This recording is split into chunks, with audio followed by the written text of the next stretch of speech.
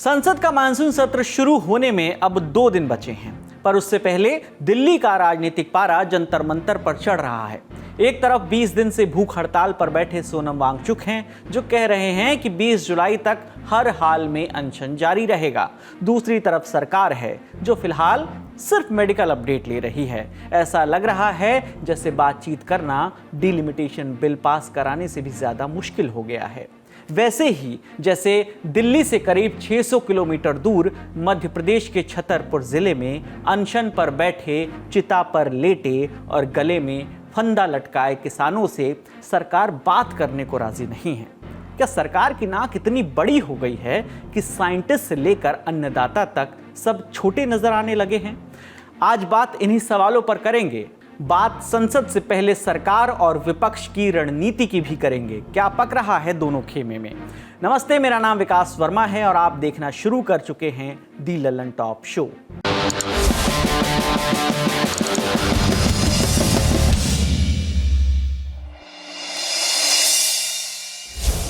20 दिन से भूख हड़ताल पर बैठे सोनम वांगचुक ने साफ कर दिया है कि वो 20 जुलाई तक अपना अनशन नहीं तोड़ेंगे। मतलब अगले 2 दिन तो सोनम वांगचुक कम से कम स्वेच्छा से भूख हड़ताल नहीं तोड़ने वाले।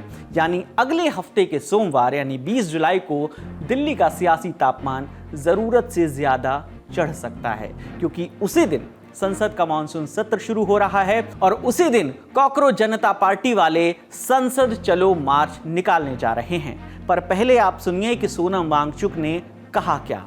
बोले, मैं किसी भी तरह 20 जुलाई तक जिंदा रहूंगा ताकि आप सबके साथ संसद तक मार्च कर सकूं, और अगर ये मार्च सफल नहीं हुआ तो मैं भूत बनकर वापस आऊंगा। आप सब चलेंगे हमारे साथ? वादा? तो फिर मैं किसी भी तरह 20 जुलाई तक जिंदा रहूंगा, और नहीं आए और 20 जुलाई सफल नहीं रहा तो मैं भूत बन के आऊंगा। धन्यवाद। भूत वाली बात उन्होंने हंसते हुए कही, लेकिन इशारा साफ था कि अब इस आंदोलन सोनम वांगचुक के स्वास्थ्य और सरकार की संभावनाओं की 20 जुलाई को बड़ी परीक्षा होने वाली है। वांगचुक पिछले 20 दिनों से आमरण अनशन पर हैं। जंतर मंतर पर चल रहा कॉकरोच जनता पार्टी यानी सीजेपी का प्रदर्शन अब 28वें दिन में पहुंच चुका है। मांग वही है, शिक्षा व्यवस्था में गड़बड़ियों की जिम्मेदारी लेते हुए केंद्रीय शिक्षा मंत्री धर्मेंद्र प्रधान अपने पद से इस्तीफा दें और पूरे सिस्टम को दुरुस्त किया जाए। जंतर मंतर पर समर्थकों को संबोधित करते हुए सोनम वांगचुक ने कहा कि उनका शरीर भले कमजोर हो गया हो, लेकिन उनका हौसला पहले से ज्यादा मजबूत है। उन्होंने लोगों से अपील की कि सिर्फ उनकी चिंता करने या अनशन तोड़ने की सलाह देने से कुछ नहीं होगा। अगर सच में आंदोलन का साथ देना है तो 20 जुलाई को संसद मार्च में शामिल हो और लोकतंत्र के मंदिर तक अपनी बात पहुंचाएं। लेकिन बात सोनम वांगचुक के हौसले की ही नहीं है। दिल्ली की देह झुलसा देने वाली गर्मी में बिना कुछ खाए पिए जो शख्स सरकार के सामने अडिग होकर खड़ा है, उसके बारे में हम आप क्या ही कह सकते हैं। चिंता उनके स्वास्थ्य की है। नेता से लेकर अभिनेता और अदालत से लेकर आर्टिस्ट, हर कोई उनसे अपील कर रहा है कि भूख हड़ताल खत्म कर दें, अपने शरीर को और नुकसान ना पहुंचाएं। उनकी सेहत लगातार बिगड़ रही है। डॉक्टर्स के मुताबिक अनशन शुरू होने के बाद से अब तक उनका वजन 9 किलो से ज्यादा कम हो चुका है। एक हष्ट पुष्ट आदमी का पेट और पीठ मिलने को तैयार हैं। हड्डियां चमड़ी से झांकने लगी हैं। उनका बीपी जो है वो 61-105, ब्लड शुगर 80, ऑक्सीजन लेवल 97% बताया गया है। डॉक्टर्स का कहना है कि फिलहाल वो होश में है और मानसिक रूप से पूरी तरह अलर्ट हैं, सतर्क हैं, लेकिन उन्हें लगातार मेडिकल निगरानी की जरूरत है। ये बात कल दिल्ली हाई कोर्ट ने भी सरकार से कही थी। कोर्ट ने केंद्र और दिल्ली सरकार को यह निर्देश दिया है कि रोजाना उनकी सेहत की निगरानी की जाए और जरूरत पड़ने पर तुरंत इलाज मुहैया कराया जाए। सरकार ने कहा है कि डॉक्टर्स लगातार अपडेट ले रहे हैं और उनकी सलाह पर ही आगे की कार्रवाई की जाएगी। हालांकि अब तक सरकार की ओर से सोनम वांगचुक से मिलने न तो कोई गया है, ना ही कोई ऐसा संकेत नजर आ रहा है। इस बीच अब तक दूरी बनाने वाली कांग्रेस आज जंतर मंतर पर पहुंच गई। इसके संकेत कल से ही नजर आने लगे थे। कल कांग्रेस के महासचिव केसी वेणुगोपाल ने सोशल मीडिया प्लेटफॉर्म एक्स पर पोस्ट करके सोनम वांगचुक से अनशन खत्म करने की अपील की थी।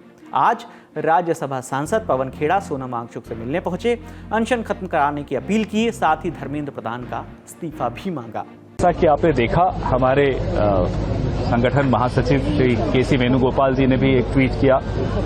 सोनम वांगचुक जी के स्वास्थ्य को लेकर हम सबको चिंता है और एक बहुत संवेदनहीन सरकार ऊपर बैठी है जो लोकतांत्रिक विरोध की भाषा को नहीं समझती।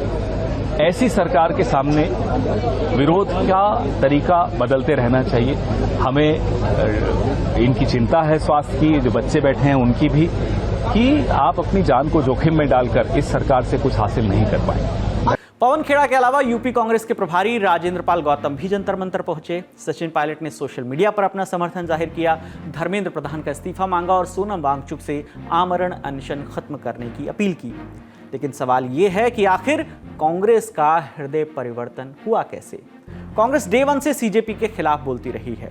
जब भी सीजेपी पर सवाल पूछा जाता तो कांग्रेस अपने छात्र संगठन एनएसयूआई के विरोध प्रदर्शनों का जिक्र करती थी। लेकिन कांग्रेस का असमंजस तब ज्यादा बढ़ा जब सोनम वांगचुक की भूख हड़ताल लंबी खिंच गई। सारी विपक्षी पार्टियां एक एक करके उनके समर्थन में नजर आने लगी। तब कांग्रेस पर सवाल उठने लगे। खबर है कि इसके बाद एक्टिव हुई सोनिया गांधी। इस बात का जिक्र कल हमारे पॉलिटिकल एडिटर पंकज झा ने भी अपने शो राजधानी में किया था। आज इंडियन एक्सप्रेस ने भी इस बात की पुष्टि करते हुए खबर छापी है। रिपोर्ट के मुताबिक कांग्रेस के कुछ नेता सोनम वांगचुक और कॉकरोच जनता पार्टी के आंदोलन का समर्थन करने के पक्ष में नहीं थे, लेकिन सोनिया गांधी चाहती थी कि पार्टी वांगचुक के साथ खड़ी हो। सोनिया गांधी ने अपने नेताओं को 1984 का वो दौर याद दिलाया। उस वक्त देश की प्रधानमंत्री इंदिरा गांधी खुद लेह गई थी। वहां सोनम वांगचुक के पिता सोनम वांग्याल भूख हड़ताल पर बैठे थे। उनकी मांग थी कि लद्दाख के लोगों को अनुसूचित जनजाति यानी एसटी का दर्जा दिया जाए। इंदिरा गांधी ने उनसे मुलाकात की थी और उन्हें अपना अनशन खत्म करने के लिए मनाया था। सोनिया गांधी के प्रेशर के बाद कांग्रेस धीरे धीरे जंतर मंतर तक पहुंची, पहले सोशल मीडिया और फिर पवन खेड़ा के जरिए। बाकी विपक्षी पार्टियां खुलकर सोनम वांगचुक का समर्थन कर चुकी हैं, नेता जंतर मंतर पहुंचे भी हैं। इस बीच कांग्रेस शिक्षा व्यवस्था पर सरकार को घेरने के लिए छात्रों की गूंज एक अभियान चला रही है। नेता प्रतिपक्ष राहुल गांधी आज देहरादून में स्टूडेंट्स से बातचीत करेंगे। इससे पहले उन्होंने नीट की दोबारा हुई परीक्षा से पहले कोटा में स्टूडेंट से बात की थी।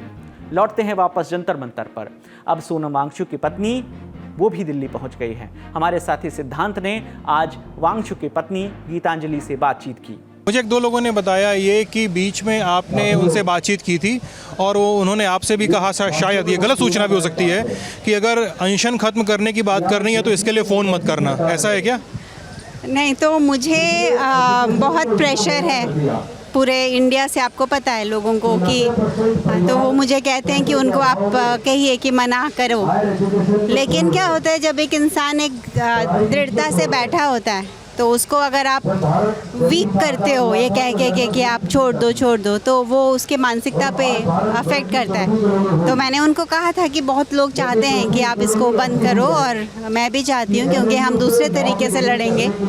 तो तब उन्होंने कहा था कि ये मेरा तरीका है और ये मेरा निश्चय है, दृढ़ निश्चय है। और ऐसा नहीं कहा कि फ़ोन मत करना, पर ऐसा कहा कि मुझे ऐसे कहने से मुझे निर्बलता आती है, मुझे वीक फील होता है, तो आई वांट टू बी कि you strengthen me rather than you weaken. Sonam Wangchuk Bharat में इंटरनेट पर इस समय के सबसे बड़े कीवर्ड हैं, लेकिन इस बीच फुनसुक वांगडू की बात शुरू हो गई है और इसकी वजह खुद वांगडू का किरदार निभाने वाले आमिर खान हैं।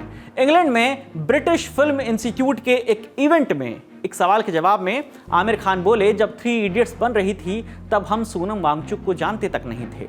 न फिल्म के लेखक अभिजात जोशी, न राजू हिरानी और ना ही खुद मैं। आमिर ने भी 3 इडियट्स में चतुर बने ओमी वैद्य के वीडियो पर जवाब दिया। आमिर बोले, शायद ओमी ऐसा सोचते हो, लेकिन हकीकत यही है कि फुनसुक वांगडू के किरदार का आधार सोनम वांगचुक नहीं थे। इतना ही नहीं, उन्होंने याद दिलाया कि खुद सोनम वांगचुक भी पहले कई बार ये कह चुके हैं कि फिल्म का किरदार उन पर बेस नहीं था, लेकिन इंटरनेट नाम की एक चीज़ होती है और उसकी अपनी एक मेमोरी होती है। उसने 18 साल पुराना वीडियो निकालकर सामने रख दिया। वीडियो साल 2008 का है। CNN IBN का एक अवार्ड शो था, रियल हीरोज अवार्ड।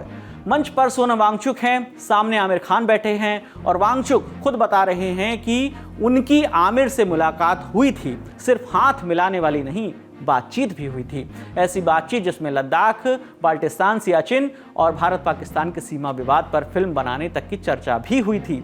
वांगचुक ये भी बताते हैं कि उन्हें तारे ज़मीन पर जो फिल्म है वो बहुत पसंद आई थी, क्योंकि उसने बच्चों के सीखने की दिक्कतों को समझने की कोशिश की। हो सकता है कि आमिर खान को अब उनकी बातचीत याद ना हो या उस समय की परिस्थितियां, जानकारियां अलग रही हो, लेकिन उस किरदार के जिक्र पर आमिर ने यहाँ एक बात अच्छी कही। उन्होंने कहा कि सोनम वांगचुक के काम की अहमियत किसी फिल्मी किरदार की मोहताज नहीं है। उनका सम्मान इसलिए होना चाहिए क्योंकि वो जो काम कर रहे हैं वो अपने आप में बड़ा है। उसे 3 इडियट्स का सहारा देने की ज़रूरत नहीं है। ये बात सही है कि सोनम वांगचुक को फुनसुक वांगडू के सहारे की ज़रूरत नहीं है। शिक्षा के क्षेत्र में और पर्यावरण के क्षेत्र में उनके काम खुद ब खुद उनका परिचय है। इसलिए जंतर मंतर पर भी सीजेपी से ज़्यादा सोनम वांगचुक के समर्थक नजर आते हैं। आपको एक बार फिर से ले चलते हैं जंतर मंतर, जहां आज हमारे साथी सिद्धांत मोहन दिन भर मौजूद थे।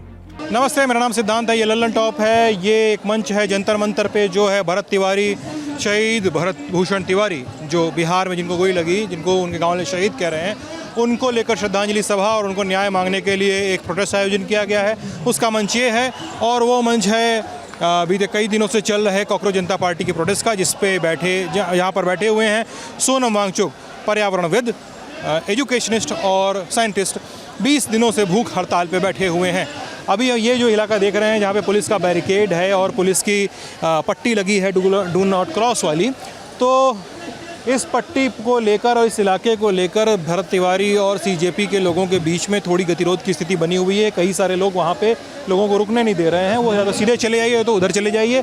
वहाँ पर कुछ देर पहले एक संघर्ष की स्थिति हो गई थी सीजेपी के वॉलंटियर्स के बीच में और भरत तिवारी के प्रोटेस्ट में आए लोगों के बीच में।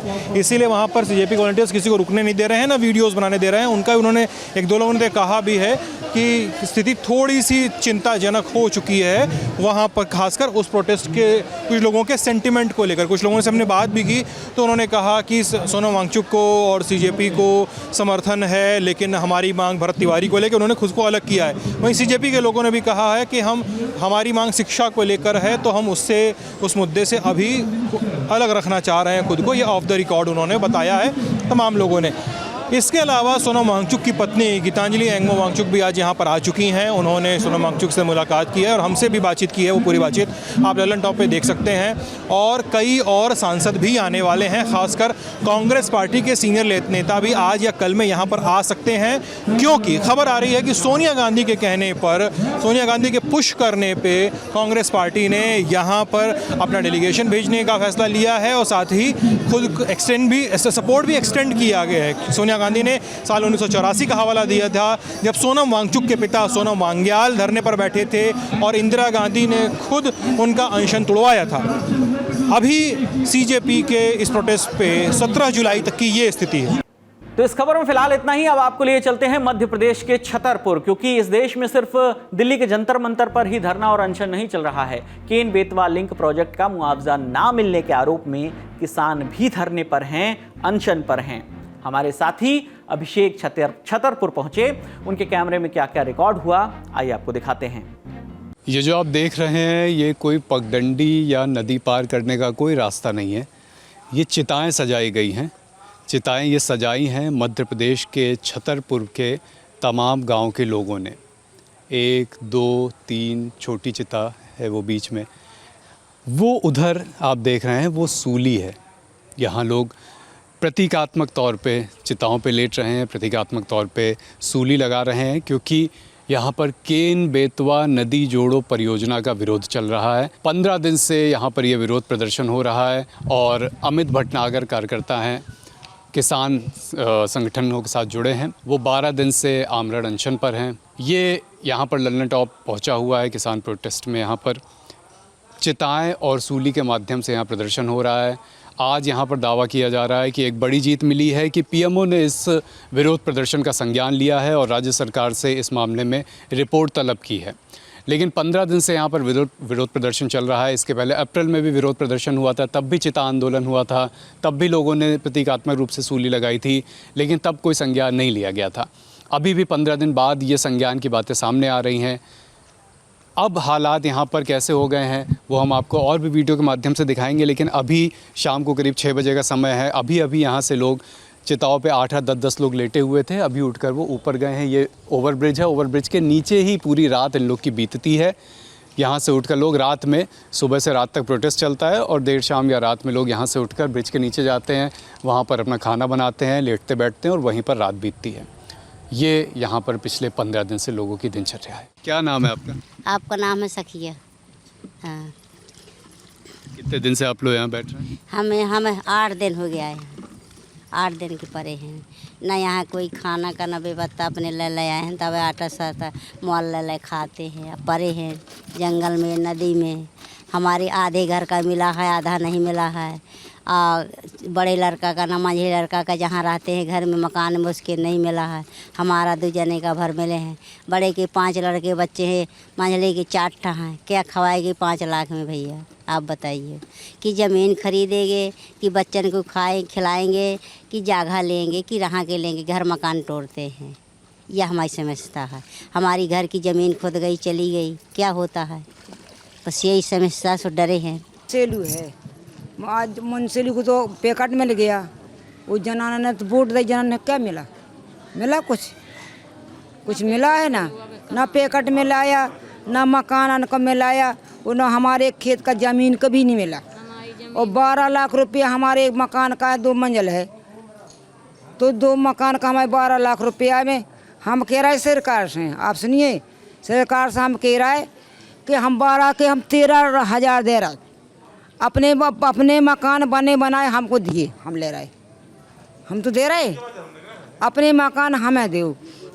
मुझसे वोट में उन पैकेट में हमको 3-3 एकड़ ज़मीन चाहिए, और हमारे घर मकान का भी चाहिए हमको।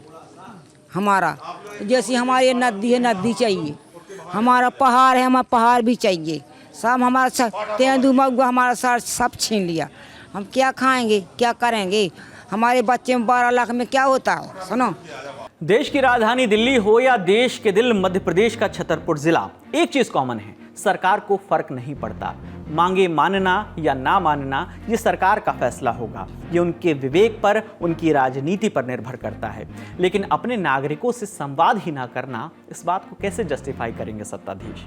एक तरफ एक साइंटिस्ट है, शिक्षक है, पर्यावरणविद है, दूसरी तरफ आदिवासी किसान है, अंत में सब देश के नागरिक हैं। पानी के भीतर खड़े हैं, गले में फंदा लटकाए बूढ़ी महिलाएं खड़ी हैं। लेकिन सरकार का जो ईगो है शायद इतना बड़ा हो चुका है कि बात करना भी मुनासिब नहीं समझा जाता है।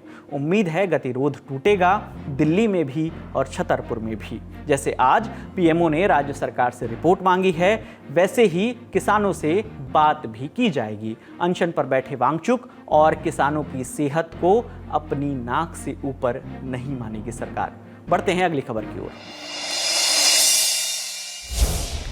20 जुलाई से शुरू हो रहा है संसद का मानसून सत्र। नजर डीलिमिटेशन बिल पर है, वही जो 3 महीने पहले पास होने निकला था, लेकिन जरूरी नंबर नहीं मिलने से फेल हो गया।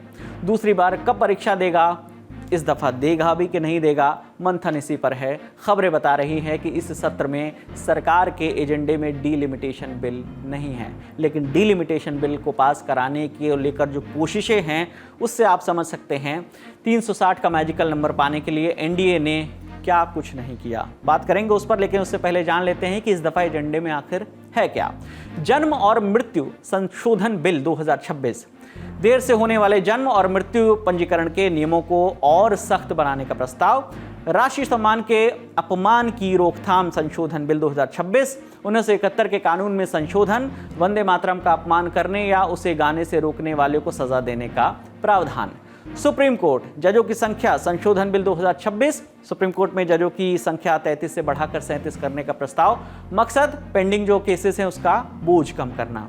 इसके अलावा आय का संशोधन बिल 2026, सरकारी बॉन्ड बाजार को बेहतर बनाने, विदेशी निवेश देश में लाने और बाजार से पैसे का जो फ्लो होता है, लेन देन, उसे बढ़ाने का इसमें प्रस्ताव है। सूक्ष्म लघु और मध्यम उद्यम विकास संशोधन बिल 2026, एमएसएमई क्षेत्र में कारोबार आसान बनाने के लिए और जो पेमेंट्स से जुड़े विवाद हैं उसको तेजी से निपटाने के लिए और जो छोटे उद्योग हैं उन्हें राहत देने का इसमें प्रस्ताव दिया गया है। इसके अलावा सरकार की निगाहें विदेशी चंदे से जुड़े बिल पर भी है। एफसीआरए अमेंडमेंट बिल को एजेंडे में डाला गया है। मकसद है विदेशों से आने वाला पैसा देश के हितों को नुकसान ना पहुंचाए। एजुकेशन की दुनिया में भी एक बिल इस सत्र में पेश हो सकता है। नाम है विकसित भारत शिक्षा अधिष्ठान बिल 2025। ये बिल उच्च शिक्षा में यूजीसी, AICTE और NCTE को खत्म करके विकसित भारत शिक्षा अधिष्ठान नाम की एक अपेक्स बॉडी बनाने की बात करता है। बिल 15 दिसंबर 2025 को लोकसभा में पेश किया गया था, लेकिन बाद में इसे दोनों सदनों की एक जॉइंट कमेटी के पास भेज दिया गया था। कमेटी उस सेशन में रिपोर्ट, इस वाले सेशन में रिपोर्ट देगी। इसके बाद उस बिल पर विचार होगा। अब आते हैं परिसीमन वाले बिल पर, जिसका एक अहम हिस्सा है महिला आरक्षण बिल, जिसके कानून बनने से लोकसभा सीटों की संख्या 543 से बढ़कर 816 हो जाएगी। इन बढ़ी हुई सीटों में 1/3 सीटें महिलाओं के लिए आरक्षित होंगी, लेकिन बिल को पास कराने के लिए लोकसभा में चाहिए स्पेशल मेजॉरिटी। लेकिन उससे पहले इसे केंद्रीय कैबिनेट के सामने पेश करना होगा और उसकी मंजूरी लेनी होगी। इस मसले पर रक्षा मंत्री राजनाथ सिंह के घर में आज एक मीटिंग भी हुई है। क्या हुआ इस मीटिंग में, बता रहे हैं साथी पत्रकार। बिल्कुल डीलिमिटेशन को लेकर जो है राजनाथ सिंह के घर पर जो एनडीए के फ्लोर लीडर्स की बैठक हुई है, उसमें चर्चा हुई है। सरकार चाहती है डीलिमिटेशन बिल को इस मानसून सत्र में पास करा दिया जाए, और क्योंकि विशेष सत्र जब अप्रैल में बुलाया गया था, तब सरकार के पास जो है 2/3 बहुमत नहीं हो पाया था, जिस वजह से डीलिमिटेशन बिल जो है वो पास नहीं करवा पाई थी सरकार। आज भी कई मंत्रियों को ये जिम्मेदारी दी गई है कि अलग अलग राजनीतिक दलों के साथ बातचीत करें और इस परिसीमन बिल पर, डीलिमिटेशन बिल पर एक आम सहमति बनाने की कोशिश की जाए और इस बिल को मानसून सत्र के अंदर जो है वो पास कराएगी सरकार। इसमें कोई दो राय नहीं है। सरकार ये चाहती है ये बिल पास हो जाए। उसके लिए साम, दाम, दंड, भेद हर नीति पर सरकार काम कर रही है। मामला सीधा है कि बिल को पास कराने के लिए 2 चीजें पूरी करनी है। पहला, सदन की कुल सदस्य संख्या के आधे से अधिक का समर्थन मिलना जरूरी है। दूसरा, वोटिंग के समय सदन में मौजूद और वोट करने वाले सदस्यों का कम से कम 2/3 समर्थन मिलना बेहद जरूरी है। अप्रैल में वोटिंग हुई थी, तब बिल के पक्ष में 298 वोट पड़े थे और विरोध में 230 वोट आए थे। 528 सांसदों ने इसमें हिस्सा लिया था। 2/3 का आंकड़ा 352 था, लिहाजा 54 वोट कम पड़ गए थे। लेकिन 3 महीने में हुगली से लेकर सतलुज तक काफी पानी बह चुका है। ममता की पार्टी में बड़ी उथल पुथल मची हुई है। 28 में से 20 लोकसभा सांसद टूटकर अलग हो गए हैं, जाकर मिल गए हैं एक गुमनाम पार्टी NCPI में। नामी से गुमनामी पार्टी में सिटिंग सांसद क्यों ही जाएंगे? खुद से गए हैं या जाने को कहा गया है, ये तो वही जाने। लेकिन TMC से NCPI में जाने से फायदा NDA को होगा, ये तो तय है और साफ है। उद्धव वाली शिवसेना के 6 सांसद पाला बदलकर एकनाथ शिंदे वाली शिवसेना में चले गए हैं। एकनाथ की पार्टी NDA का हिस्सा है। शरद पवार गुट वाली NCP भी बिल के समर्थन की तरफ कदम बढ़ा रही है। पार्टी की कार्यकारी अध्यक्ष सुप्रिया सुले तो कह चुकी हैं कि अगर 50% सीट बढ़ोतरी वाला फॉर्मूला लगा तो समर्थन से कोई गुरेज नहीं है। अगर सब कुछ ठीक रहा तो शरद पवार गुट के 8 सांसदों का समर्थन भी मिल जाएगा। तो 20 + 8 + 6 हुआ कितना? 34। ये सब अगर समर्थन दे दें तो 293 वाला जो NDA का आंकड़ा है वो 327 हो जाएगा। फिर निगाहें टिकी होंगी DMK के 22 सांसदों पर। बतर्ज अलंकार मिश्रा, DMK का क्या है? 2 दशक पुराना साथी कांग्रेस ने उससे इकट्ठी करके 2 साल पुरानी टीवी के से मिल्ली कर ली है। इस कट्टी मिल्ली के खेल से फायदा NDA को हो सकता है। पॉसिबल है कि डीलिमिटेशन की जो मुखर आलोचक रही है DMK, वो NDA को समर्थन दे दे। लेकिन ऐसा तो राजनीतिक एक्सपर्ट सोच रहे हैं। सोर्सेस की गली से ये खबर आई है कि DMK बिल पेश होने पर उसे ध्यान से पढ़ेगी, तमिलनाडु के हितों का सोचकर आगे का फैसला लेगी। लेकिन इतना तय है कि स्टालिन की पार्टी कांग्रेस से कोई राय मशवरा नहीं करेगी। अब बात है कि कांग्रेस किससे सलाह मशवरा कर रही है। सवाल इसलिए भी है क्योंकि 240 जीतने वाली बीजेपी 293 सांसदों के साथ 2 साल से सरकार चला रही है। मुद्दों पर जो नेता NDA के साथ जुड़ रहे हैं, 3 महीने पहले तक वो कांग्रेस की बातों का समर्थन करते थे। तो सवाल कांग्रेस के लिए भी है, वो बिल पर अपने स्टैंड को मुकम्मल बनाने के लिए क्या कर रही है। कांग्रेस के अध्यक्ष मल्लिकार्जुन खड़गे ने PM मोदी को एक लेटर लिखा है। डीलिमिटेशन वाले बिल पर चर्चा करने के लिए सभी दलों की बैठक बुलाने की उन्होंने मांग की है कि संसद में पेश करने से पहले बिल के प्रस्ताव को शेयर किया जाए ताकि इसको पढ़ने के लिए पर्याप्त समय मिल सके। बाकी कांग्रेस की तैयारी क्या है, बता रहे हैं साथी पत्रकार। कांग्रेस के कुछ नेताओं से जो बातचीत हुई है या फिर सोनिया गांधी के घर जो बैठक हुई थी पार्लियामेंट्री बोर्ड की बैठक, उसमें भी जो नेता मौजूद थे, और 20 तारीख से जो संसद का मानसून सत्र शुरू हो रहा है जिसमें कहा जा रहा है कि परिसीमन का बिल एक नए तेवर और कलेवर में आ सकता है, उसमें यह है कि कांग्रेस इनके बिल्कुल सख्त खिलाफ है कि जो परिसीमन बिल आया था उसके तो वो सख्त खिलाफ है, और जो आने वाला है वो आखिर क्या होगा उस पर चर्चा होनी चाहिए। सबसे पहले तो इंडिया ब्लॉक में ही इस पर चर्चा होगी, क्योंकि जिस तरीके से सुप्रिया सुले या फिर संजय राउत जो इंडिया ब्लॉक के 2 कंस्टिट्यूएंट्स हैं, उन्होंने कहा कि 50% जो सीट बढ़ाए जाने वाले का है, अगर उसमें बात आती है तो वो सरकार का समर्थन कर सकते हैं इस बिल पर। लेकिन इसके बावजूद भी जो मेरी बात हुई कांग्रेस के नेताओं से, वो कह रहे हैं कि हम उन पर विश्वास नहीं कर सकते हैं, क्योंकि एक सांसद ने तो ये कहा जिस तरीके से असम में परिसीमन के बाद चीज़ें हुई हैं, गुजरात में चीज़ें हुई हैं, तो परिसीमन के बहाने ये जो सरकार है इस तरीके से एक का सीमांकन कर लेना चाहती है जो लोकसभा क्षेत्र हैं, जिससे आने वाले सालों में से चुनाव जीतने में सहूलियत हो। इसीलिए वो इस बिल के बिल्कुल डेड अगेंस्ट हैं। बड़ी खबर में फिलहाल इतना ही। अब बारी है सुर्खियों की। एक्सप्रेस ट्रेन में बैठ लिया, वंदे भारत देख लिया, बुलेट ट्रेन सुन लिया, अब बारी है हाइड्रोजन ट्रेन की। पटरी पर हाइड्रोजन ट्रेन दौड़ाने वालों में अब भारत का नाम भी हो गया है शामिल। जर्मनी, जापान, चीन, अमेरिका जैसे देशों की लिस्ट में अब हम भी आ गए हैं। पहली हाइड्रोजन ट्रेन चली है हरियाणा के जींद से सोनीपत तक। हरी झंडी दिखाई है प्रधानमंत्री नरेंद्र मोदी ने, और हरी झंडी दिखाते हुए बोले हैं कि ये ट्रेन धुआं रहित तो है ही, मेक इन इंडिया का भी सफल उदाहरण है। भारत की यह हाइड्रोजन ट्रेन धुआं रहित तो है ही, ये मेक इन इंडिया का भी एक बहुत सफल उदाहरण है। इस हाइड्रोजन ट्रेन को भारत के ही इंजीनियर्स ने डिजाइन किया है, भारत की ही कंपनी ने इसको बनाया है। साथियों, यह हाइड्रोजन ट्रेन बाकी ट्रेनों से बिल्कुल अलग है। इसके लिए पूरा सिस्टम अलग चाहिए, पूरा इंफ्रास्ट्रक्चर अलग चाहिए। यहां जिंद में भी इसके लिए तमाम सारी व्यवस्थाएं बनाई गई है। तो आखिर क्या खास है इस ट्रेन में? ये बाकी इलेक्ट्रिक ट्रेनों के से और जो बिजली वाली लाइनों से पावर नहीं लेती है, तो बिजली बनती है इस ट्रेन के अंदर ही। अगर नहीं समझे तो पुराने ज़माने वाली ट्रेन को याद करिए ज़रा, वही भाप वाली डीजल इंजन वाली ट्रेन। इसमें भी मैकेनिज्म लगभग वही है, फ़र्क बस इतना है कि यहाँ कोयला या डीजल नहीं चलता है, हाइड्रोजन और ऑक्सीजन के केमिकल प्रोसेस से बिजली बनती है। डीजल इंजन वाली ट्रेनों के मुकाबले में पर्यावरण के लिए ये ज़्यादा अनुकूल भी है। पहली हाइड्रोजन ट्रेन जो है वो 89 किलोमीटर के रूट पर चलाई गई है। 75 किलोमीटर प्रति घंटे की स्पीड से ये ट्रेन चलेगी, जबकि डिज़ाइन 110 किलोमीटर प्रति घंटे की हिसाब से की गई है। ट्रेन में 10 डब्बे हैं और करीब 2600 यात्री इस ट्रेन में सफ़र कर सकेंगे। ये खूबी इसे दुनिया में सबसे बड़ी हाइड्रोजन यात्री ट्रेन बनाती है। जींद में ही हाइड्रोजन रिफ्यूलिंग प्लांट बनाया गया है, लेकिन हाइड्रोजन का नाम सुनकर लोगों के जहन में सुरक्षा को लेकर सवाल उठता है। वजह है हाइड्रोजन हल्की और ज्वलनशील गैस है, लेकिन रेलवे में इस्तेमाल होने वाली हाइड्रोजन सामान्य गैस सिलेंडर की तरह नहीं रखी जाती। इसे बेहद मजबूत कार्बन फाइबर से बने हाई प्रेशर टैंकों में सुरक्षित तरीके से स्टोर किया जाता है।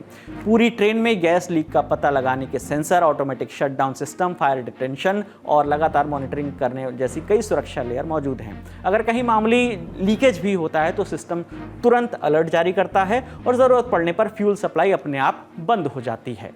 दूसरी सुर्खी विचित्र किंतु सत्य। अब ईडी बीजेपी नेताओं या नेता रहे लोगों के लिए मुसीबत बनकर आई है। राजस्थान बीजेपी के नेता और शराब कारोबारी अशोक चांडक के यहां ईडी ने छापेमारी की है। मामला बिना ई चालान के बालू के अवैध खनन और बिक्री करने से जुड़ा हुआ है। इसी संबंध में ईडी ने बिहार, दिल्ली और राजस्थान में 8 जगहों पर छापेमारी की। छापेमारी अशोक चांडक के रिश्तेदारों के यहां पर भी हुई है। ईडी ये पता लगा रही है कि अवैध खनन के जरिए कमाए गए काले धन को कहां-कहां छुपाया गया, इस्तेमाल किया गया। हालांकि अशोक चांडक साल 2018 में कांग्रेस के टिकट पर विधानसभा चुनाव लड़ चुके हैं। हार मिली, 6 साल बाद लोकसभा चुनाव से पहले कांग्रेस छोड़ी और बीजेपी में शामिल हो गए। दूसरा केस विकास गर्ग का है। एबिक्स ग्रुप के चेयरमैन हैं। ईडी ने बीते दिनों उन्हें गिरफ्तार किया है। मामला महादेव ऑनलाइन बेटिंग ऐप से जुड़े मनी लॉन्ड्रिंग का था। करोड़ों रुपए के घोटाले में ईडी की ये 14वीं गिरफ्तारी है। विकास गर्ग को 10 दिन के लिए ईडी की कस्टडी में भेज दिया गया है। विकास गर्ग उनका एक और परिचय है। 2024 में दिल्ली बीजेपी के आर्थिक सेल के संयोजक बनाए गए थे, लेकिन गिरफ्तारी के बाद बीजेपी ने उन्हें पार्टी से निकाल दिया है। तो आज का ललन टॉप शो यहीं समाप्त होता है। अपना और अपनों का ख्याल रखिएगा। शुक्रिया। शुभ रात्रि।